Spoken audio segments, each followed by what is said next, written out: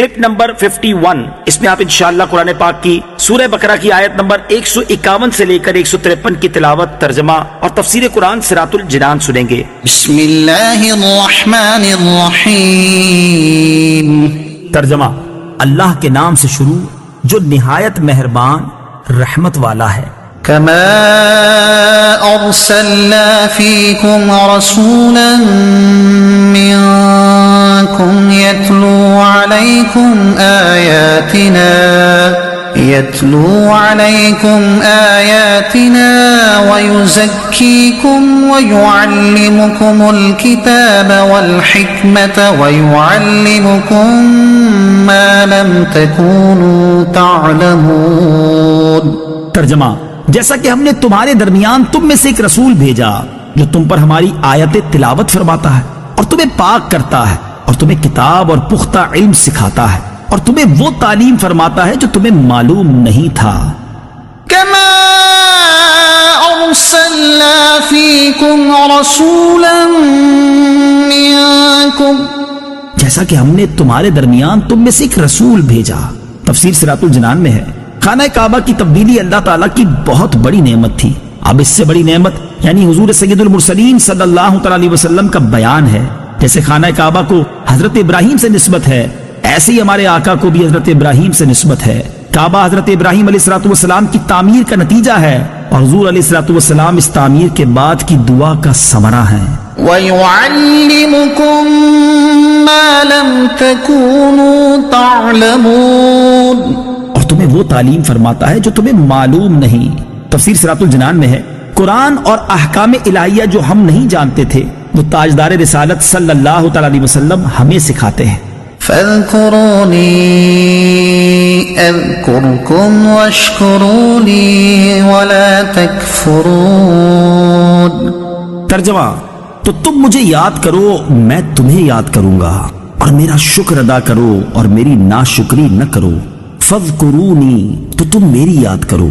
تفسیر صراط الجنان میں ہے، کائنات کی سب سے بڑی نعمت حضور اقدس صلی اللہ تعالی علیہ وسلم کا ذکر کرنے کے بعد اب ذکر الہی اور نعمت الہی پر شکر کرنے کا فرمایا جا رہا ہے۔ ذکر کی اقسام، ذکر 3 طرح کا ہوتا ہے، زبانی، قلبی، اعضائے بدن کے ساتھ۔ زبانی ذکر میں تسبیح و تقدیس، حمد و ثنا، توبہ و استغفار، خطبہ و دعا اور نیکی کی دعوت وغیرہ شامل ہیں۔ قلبی ذکر میں اللہ تعالیٰ کی نعمتوں کو یاد کرنا، اس کی عظمت و کبریائی اور اس کی عظیم قدرت کے دلائل میں غور کرنا داخل ہے۔ نیز علماء کا شرعی مسائل میں غور کرنا بھی اسی میں داخل ہے۔ اعضائے بدن کے ذکر سے مراد ہے کہ اپنے اعضاء سے اللہ تعالیٰ کی نافرمانی نہ کی جائے بلکہ اعضاء کو اطاعت الہی کے کاموں میں استعمال کیا جائے۔ یا ایہا الذین آمنوا استعینوا بالصبر والصلاة ان اللہ مع الصابرین۔ ترجمہ، اے ایمان والو صبر اور نماز سے مدد مانگو، بے شک اللہ صابروں کے ساتھ ہے۔ یا ایہا الذین آمنوا، اے ایمان والو۔ تفسیر صراط الجنان میں ہے، اس سے پہلی آیات میں ذکر اور شکر کا بیان ہوا اور اس آیت میں صبر اور نماز کا ذکر کیا جا رہا ہے، کیونکہ نماز ذکر اللہ اور صبر و شکر پر ہی مسلمانوں کی زندگی کامل ہوتی ہے۔ اس آیت میں فرمایا گیا کہ صبر اور نماز سے مدد مانگو۔ صبر سے مدد طلب کرنا یہ ہے کہ عبادات کی ادائیگی، گناہوں سے رکنے اور نفسانی خواہشات کو پورا نہ کرنے پر صبر کیا جائے، اور نماز چونکہ تمام عبادات کی اصل اور اہل ایمان کی معراج ہے اور صبر کرنے میں بہترین معاون ہے، اس لیے اس سے بھی مدد طلب کرنے کا حکم دیا گیا، اور ان دونوں کا بطور خاص اس لیے ذکر کیا گیا کہ بدن پر باطنی اعمال میں سب سے سخت صبر اور ظاہری اعمال میں سب سے مشکل نماز ہے۔ حضور سید المرسلین صلی اللہ تعالی علیہ وآلہ وسلم بھی نماز سے مدد چاہتے تھے، جیسا کہ حضرت حذیفہ رضی اللہ تعالی عنہ فرماتے ہیں، نبی کریم صلی اللہ تعالی علیہ وآلہ وسلم کو جب کوئی سخت مہم پیش آتی تو آپ نماز میں مشغول ہو جاتے ہیں۔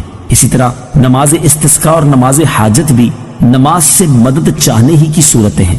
ان اللہ مع الصابرین، بے شک اللہ صابروں کے ساتھ ہے۔ حضرت علامہ نصر بن محمد سمرقندی رحمت اللہ تعالی فرماتے ہیں، اللہ تعالیٰ اپنے علم و قدرت سے ہر ایک کے ساتھ ہے لیکن یہاں صبر کرنے والوں کا بطور خاص اس لیے ذکر فرمایا تاکہ انہیں معلوم ہو جائے کہ اللہ تعالیٰ ان کی مشکلات دور کر کے آسانی فرمائے گا۔ غیر خدا سے مدد طلب کرنا شرک نہیں۔ اس آیت سے یہ بھی معلوم ہوا کہ غیر خدا سے مدد طلب کرنا شرک نہیں ہے۔ اعلیٰ حضرت امام احمد رضا خان رحمۃ اللہ تعالی فرماتے ہیں، خدا را انصاف، اگر یہ آیہ کریمہ ایاک نستعین میں مطلق استعانت کا ذات الہی میں حصر مقصود ہو تو کیا صرف انبیاء علیہ السلام ہی سے استعانت شرک ہوگی؟ کیا یہی غیر خدا ہے اور سب اشخاص و اشیاء وہابیہ کے نزدیک خدا ہیں؟ یا آیت میں خاص انہی کا نام لے دیا ہے کہ ان سے شرک اوروں سے روا ہے؟ نہیں، جب مطلقاً ذات احدیت سے تخصیص اور غیر سے شرک ماننے کی ٹھہری تو کیسی ہی استعانت کسی غیر خدا سے کی جائے ہمیشہ ہر طرح شرک ہی ہوگی، کہ انسان ہو یا جمادات، احیاء ہو یا اموات، ذوات ہو یا صفات، افعال ہو یا حالات، غیر خدا ہونے میں سب داخل ہیں۔ اب کیا جواب ہے آیہ کریمہ کا؟ رب جل وعلا فرماتا ہے وَاسْتَعِینُوا بِالصَّبْرِ وَالصَّلَاةِ، استعانت کرو صبر و نماز سے۔ کیا صبر خدا ہے جس سے مدد یعنی استعانت کا حکم ہوا ہے؟ کیا نماز خدا ہے جس سے استعانت کو ارشاد کیا ہے؟ دوسری آیت میں فرماتا ہے وَتَعَاوَنُوا عَلَى الْبِرِّ وَالتَّقْوَى، اور آپس میں ایک دوسرے کی مدد کرو بھلائی اور پرہیزگاری پر۔ کیوں صاحب، اگر غیر خدا سے مدد لینی مطلقاً محال ہے تو اس حکم الہی کا حاصل کیا؟ اور اگر ممکن ہو تو جس سے مدد مل سکتی ہے اس سے مدد مانگنے میں کیا زہر گھل گیا؟ حدیثوں کی تو گنتی ہی نہیں، بکثرت احادیث میں صاف صاف حکم ہے کہ صبح کی عبادت سے استعانت کرو، شام کی عبادت سے استعانت کرو، کچھ رات رہے کہ عبادت سے استعانت کرو، علم کے لکھنے سے استعانت کرو، سحری کے کھانے سے استعانت کرو، دوپہر کے سونے سے استعانت و صدقے سے استعانت کرو، حاجت روائیوں میں حاجتیں چھپانے سے استعانت کرو۔